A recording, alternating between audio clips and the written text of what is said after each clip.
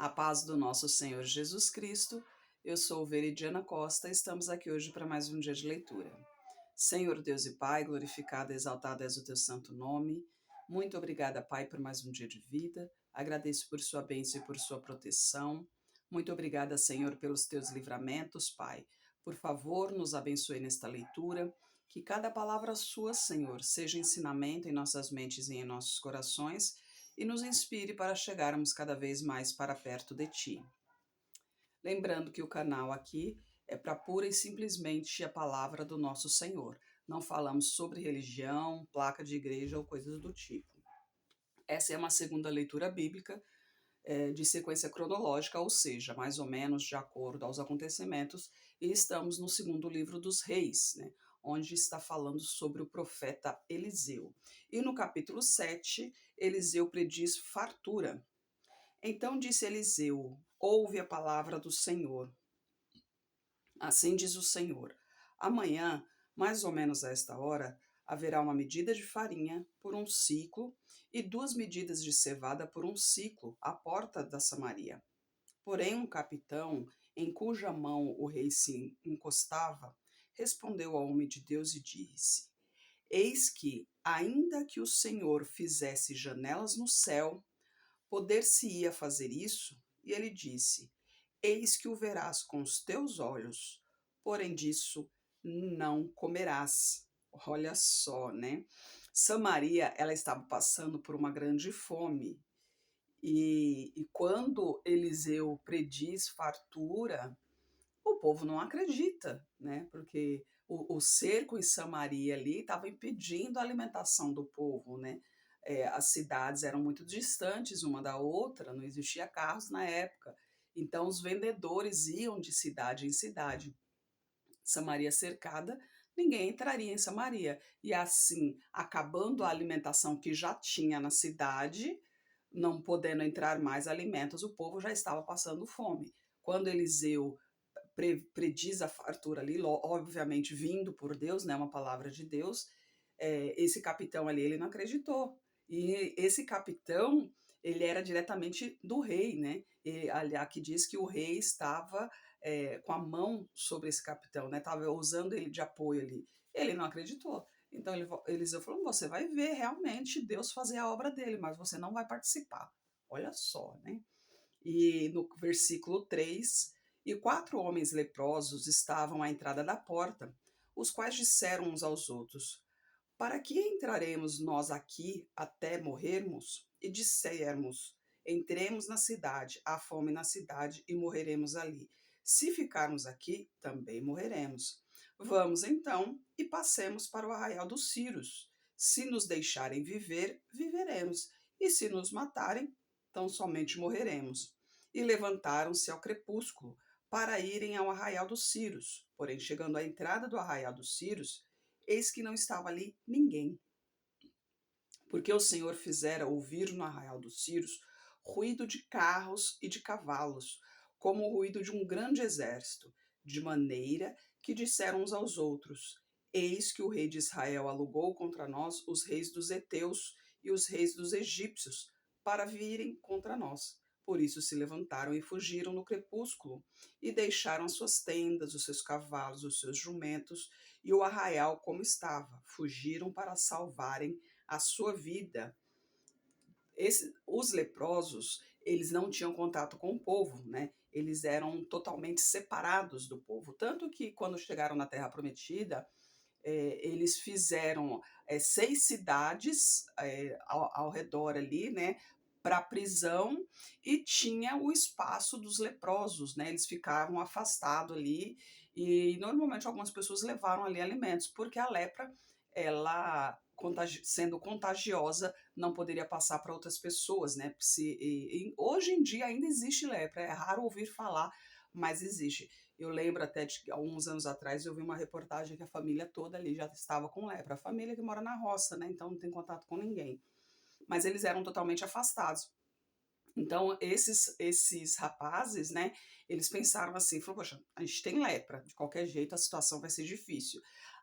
Na cidade tem fome, né, a cidade não tem alimentação, a gente vai fazer o que lá na cidade? A gente vai morrer lá na cidade. Então, vamos nos Círios ali, né, no arraial dos Círios, que os Círios eles estavam cercando Samaria, né? E por isso que não entrava alimento ali. Mas Deus já tinha tomado a providência. Deus já tinha feito os Círios acharem que um exército imenso estavam ao redor deles ali, e eles fugiram com medo. Nisso, deixaram o arraial como estava, deixaram tudo, alimentação, carro, tudo lá no arraial, né?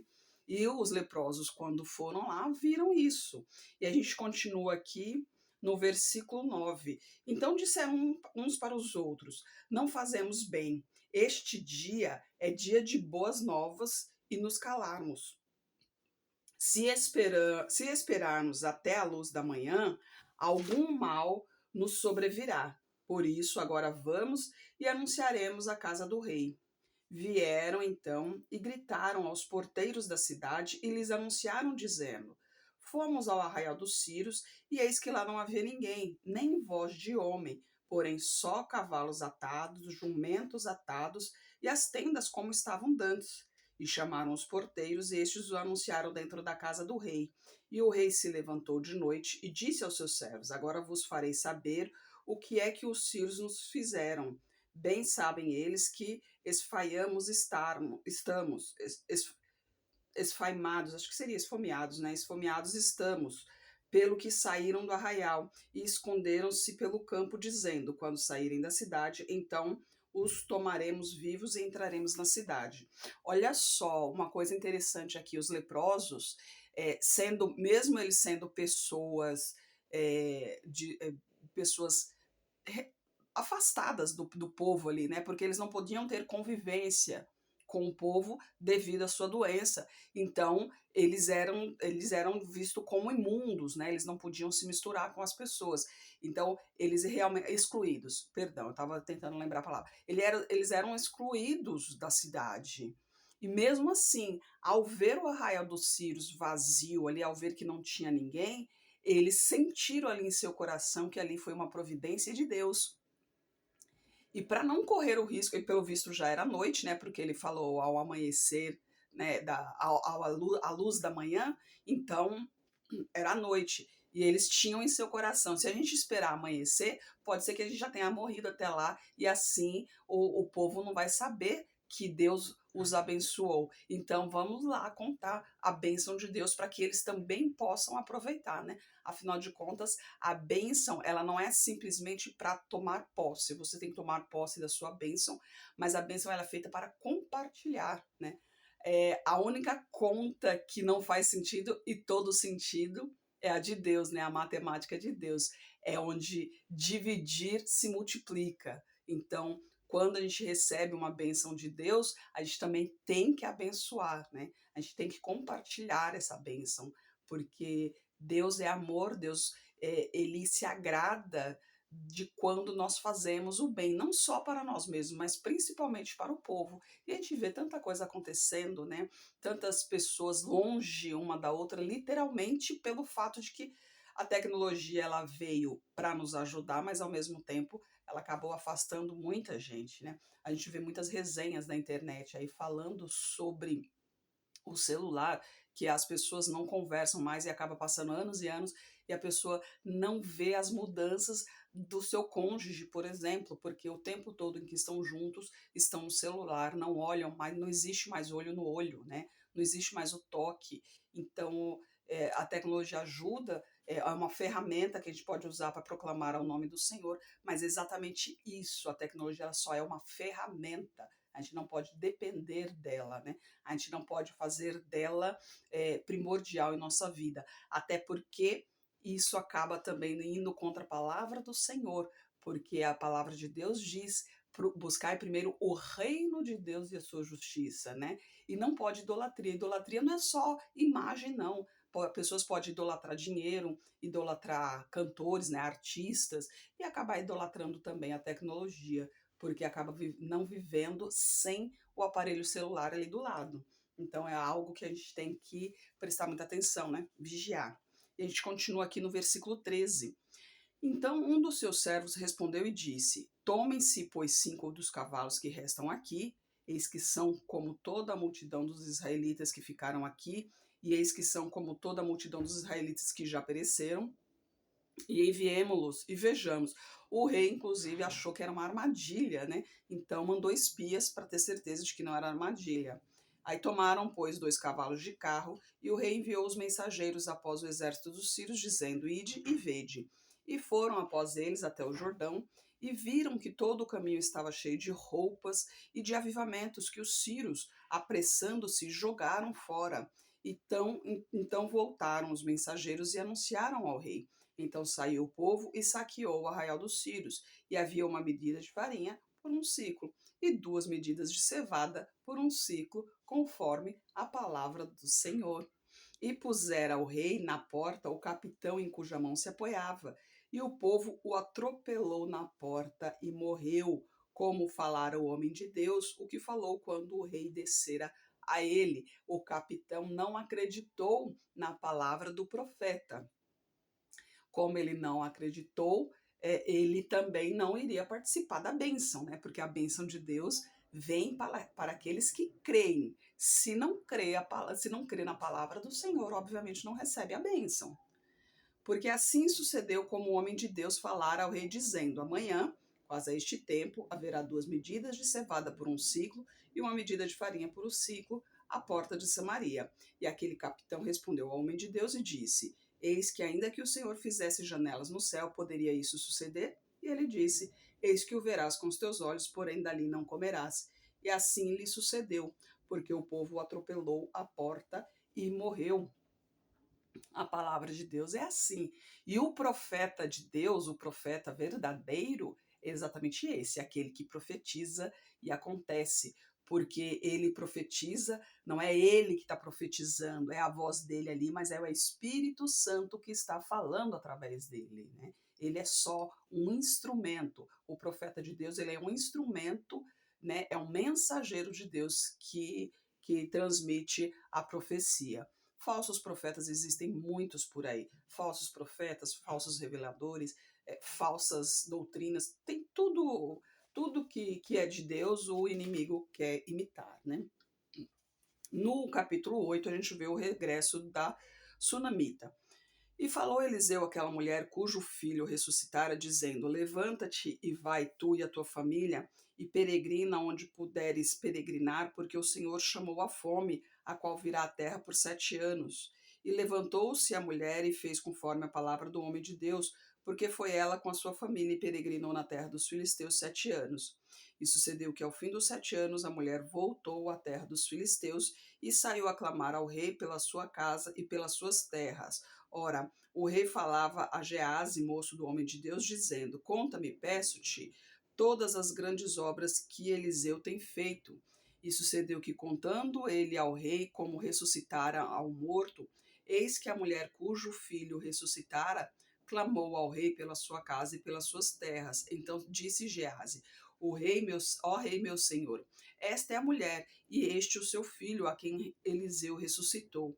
E o rei perguntou à mulher, e ela lhe o contou. Então o rei lhe deu um eunuco, dizendo: Faze-lhe restituir tudo quanto era seu e todas as rendas, desde o dia em que deixou a terra até agora. Essa mulher, nós vimos anteriormente que ela tinha um filho, né? E ela clamou a Eliseu para que para que trouxesse de volta o filho. Ela não queria o filho e Eliseu profetizou a vinda de um filho para ela. E após algum tempo, esse filho adoeceu e morreu. Quando isso aconteceu, ela foi até Eliseu e falou: Poxa, o que eu te fiz para que eu não te pedi filhos e acabei tendo um filho, né? Através da sua palavra, até então, porque ela não era ainda temente a Deus. Ela não conhecia o Deus vivo, mas sabia que Eliseu era um homem de Deus, né? Ela não tinha a fé básica, né? Mas através de Eliseu que ela foi aprendendo sobre Deus ali. E ela falou: Poxa, eu não queria ter filhos, acabei tendo um filho, e agora ele morre? Como assim, né? Você me dá um filho e depois você me tira. Então Eliseu foi lá e, obviamente, com a palavra do Senhor, essa criança foi ressuscitada. Quando estava previsto a fome, então Eliseu falou para ela, falou: ó, vai haver fome na terra, se você ficar aqui, você e seu filho morrerão. Então vá, né? Vá para outras cidades, vai andando, fica por volta de 7 anos fora, depois você pode voltar. Quando ela voltou, ela foi ao rei para tentar recuperar tudo o que ficou ali, porque ela perdeu tudo, ela saiu sem nada, né? Não tinha como levar nada.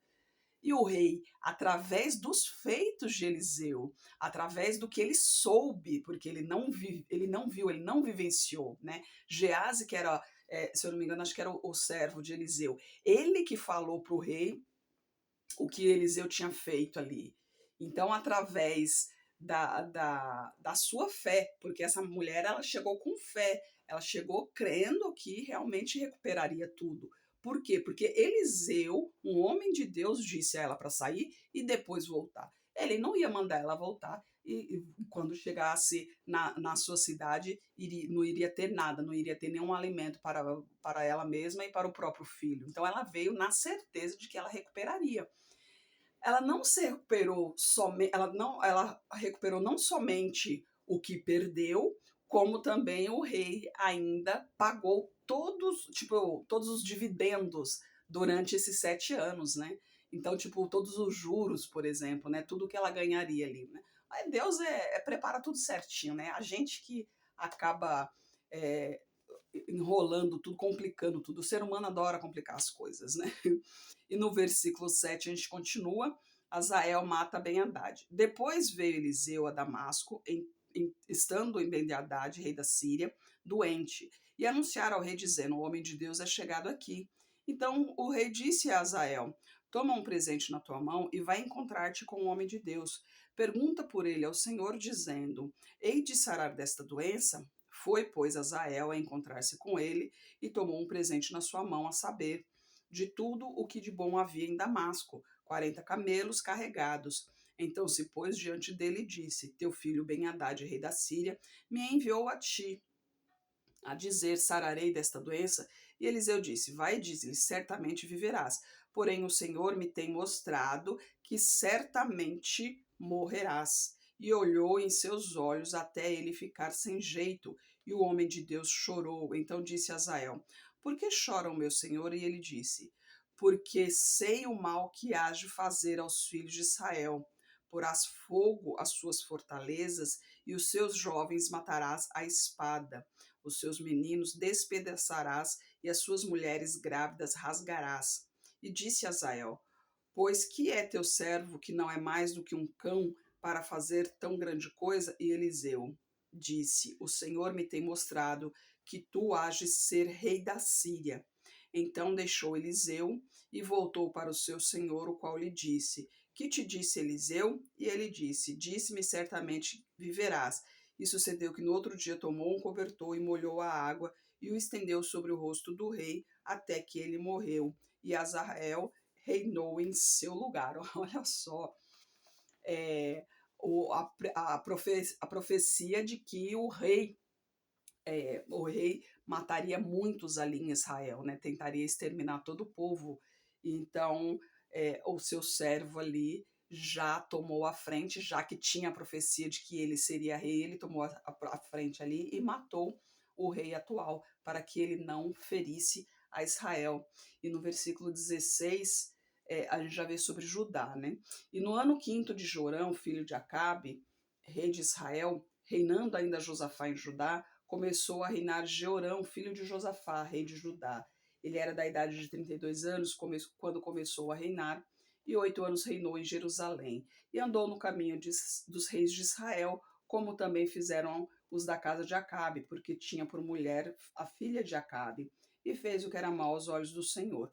Porém o Senhor não quis destruir a Judá por amor de Davi seu servo, como lhe tinha falado que lhe daria para sempre uma lâmpada a ele e a seus filhos. Nos seus dias se rebelaram os edomitas contra o domínio de Judá e constituíram para si um rei. Por isso Jeorão marchou até Zair e todos os carros com ele. Então se levantou de noite e feriu os edomitas que estavam ao redor dele e os capitães dos carros. E o povo foi para suas tendas. Todavia os edomitas ficaram rebeldes contra o mando de Judá até o dia de hoje. Então, no mesmo tempo, Líbna, também se rebelou. Os demais atos de Jeorão e tudo quanto fez, porventura não está escrito no livro das crônicas dos reis de Judá?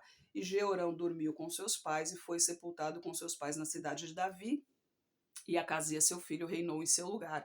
Nos livros dos reis aqui, tanto no primeiro quanto no segundo, como o próprio nome diz, reis, né? Nós ouvimos falar sobre os reis, tanto de Israel quanto Judá.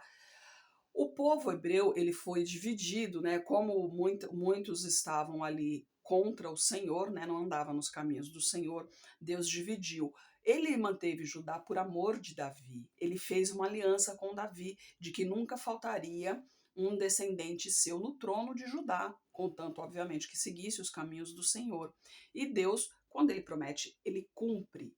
Então, em todo o momento, Judá, ele sempre se manteve nos caminhos do Senhor. Teve um ou outro, que era no caso, esse caso aqui, por exemplo, que ele não estava no caminho do Senhor, mas mesmo assim Deus não destruiu Judá. Deus permitiu que o reinado dele passasse, porque ele tinha feito uma aliança com Davi, né? Então, para permanecer essa aliança, ele permitiu que um ímpio, podemos dizer assim, porque ele não estava nos caminhos do Senhor, Deus permitiu que um ímpio governasse Judá por um tempo determinado. E quando chegou o tempo de sua morte, o filho tomou o trono, né? Herdou o trono, tomou não, herdou o trono. Então, assim, Deus, quando ele promete, ele cumpre. E para você ver aqui, olha quantos anos se passaram após a morte de Davi, mas a palavra de Deus diz, né? Pode tudo passar, mas as palavras dele não.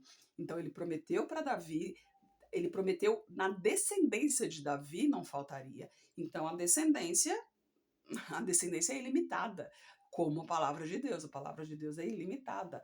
Ela vai durar enquanto você estiver na promessa, porque se Deus fez uma promessa para você, enquanto você estiver nessa promessa, a promessa de Deus é válida, mas você não pode sair do caminho, porque Deus nos mostra o caminho. Ele nos dá o livre-arbítrio para seguirmos o caminho que quiser, mas ele nos mostra o caminho que ele acha melhor para nós. Que ele acha não, ele tem certeza, afinal de contas, onipotente, onipresente, onisciente. Mas ele sabe o melhor para nós, ele nos mostra aquele caminho. Vai de nós seguirmos ou não. Se seguirmos o caminho dele, o caminho que ele nos mostrou, ele mostra os benefícios que teremos. Se não seguir, ele não mostra os malefícios que teremos, que ele mandará o mal para cima da gente. Não. Ele mostra como será, porque ele já sabe o resultado de cada decisão que a gente vai tomar. Ele sabe cada decisão que a gente vai tomar. Por isso que ele pede para o Espírito Santo conversar conosco, por isso que ele pede para o Espírito Santo nos mostrar, porque ele sabe o que vai acontecer ali na frente e qual vai ser a minha decisão. Se essa decisão não for boa para mim, ele vai enviar o Espírito Santo e falar, ó, vai acontecer isso, isso, isso, não faz assim, faz assado. Se você fizer assim, vai acontecer tal coisa, então faz assado, que esse é o caminho melhor para você. Se eu quiser continuar nessa decisão, eu vou pagar o preço. Mas se eu quiser ir pela decisão de Deus, eu vou receber meu galardão. Então, cada um decide o caminho que vai escolher. Deus nos mostra o caminho, mas a decisão de seguir é nossa. Ele não impõe a presença dele a ninguém. E a gente continua aqui no versículo 25. No ano 12 de Jorão, filho de Acabe, rei de Israel, começou a reinar Acasias, filho de Jeorão, rei de Judá. Era Acasias da idade de 22 anos, quando começou a reinar, e reinou 1 ano em Jerusalém. O nome da sua mãe Atalia, filho de Omri, rei de Israel. E andou no caminho da casa de Acabe, fazendo o que era mal aos olhos do Senhor, como a casa de Acabe, porque era genro da casa de Acabe. E foi com Jorão, filho de Acabe, a Ramote de Gileade, guerrear contra Israel, rei da Síria. Porém, os sírios feriram a Jorão. Então voltou o rei Jorão para se curar em Jezreel das feridas que os sírios lhe fizeram em Ramá, quando pelejou contra Israel, rei da Síria. E desceu a Casias, filho de Jeorão, rei de Judá, para ver a João, filho de Acabe, em Israel, porquanto estava doente. Olha só, a gente acabou de ver que Azael, rei da Síria, ele foi quem matou o rei anterior e ficou com o trono, né, que foi profetizado aqui para ele, né? E ele já tomou a frente ali, ele tomou a decisão de matar o rei para proteger o povo de Israel. Então, o que nos mostra isso? Que Israel, o rei da Síria, estava no caminho do Senhor. Ele poderia não ter exatamente a mesma fé, ele poderia, não sei dizer aqui que eu não conheço a história toda, mas ele poderia assim, não ser um devoto a Deus, mas ele não queria ver essa matança do povo de Israel, né? E ele acreditou no profeta. Quando o profeta falou para ele que ele seria o rei, porque o rei anterior ele iria matar o povo de Israel, ele já tomou a frente. Quando Eliseu falou aqui, certamente viverá, certamente morrerá, então já mostrando isso, né? Na hora que a gente lê parece uma contradição, mas como sempre é dito, quando for ler a Bíblia, não leia apenas um versículo, né? Leia no mínimo o capítulo inteiro para que você entenda o contexto da história. Quando ele fala certamente viverá, certamente morrerá, parece até uma contradição, mas não é. Certamente viverá, porque ele não morrerá pela doença, mas certamente morrerá, porque ali Deus já tinha informado para ele que Azael iria matá-lo e assim reinaria em seu lugar, né? Então ali também já era uma profecia também sobre a morte do rei anterior. Ali é Deus fazendo o seu trabalho ali, né? A gente não conhece o poder de Deus, a gente não conhece o mover de Deus, né? Como ele age, mas ele faz tudo em perfeita ordem, né? A gente vê pela própria natureza, pelas coisas que a gente vê à nossa volta, a gente vê Deus real, a gente sente, né? Deus realmente é maravilhoso, ele faz tudo perfeitamente. Infelizmente, nós somos falhos, somos fracos, somos errantes e a gente acaba complicando tudo, né? Mas Deus é tão misericordioso, tão amoroso, que mesmo assim, mesmo eu errando, mesmo eu caindo, ele vai lá, me levanta e fala: filha, ó, segue por aqui que você vai se dar bem. Aí eu vou lá, sigo, daqui a pouco eu erro, caio, ele vai lá de novo, levanta e fala: filha, ó, segue por aqui. Então, os erros são nossos mesmo, né? A gente é quem erra. Em Isaías, se eu não me engano, né, nos primeiros capítulos, sempre terminam com Deus dizendo que Deus está com a mão estendida. Ele está o tempo todo com a mão estendida, mas para alcançar a mão dele, eu tenho que levantar a minha. Então, eu que tenho que dar o primeiro passo em direção a Deus.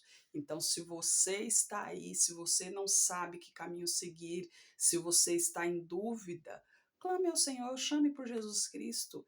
Se você chamar por Jesus Cristo, ele vem, porque ele não vai entrar em sua vida se você não permitir. Chame por Jesus Cristo, pede para conhecê-lo, pede para que ele mostre o que fazer, como fazer, para ele te guiar, né? Para mostrar, para te dar entendimento, te dar sabedoria, para que você então possa assim tomar a sua decisão.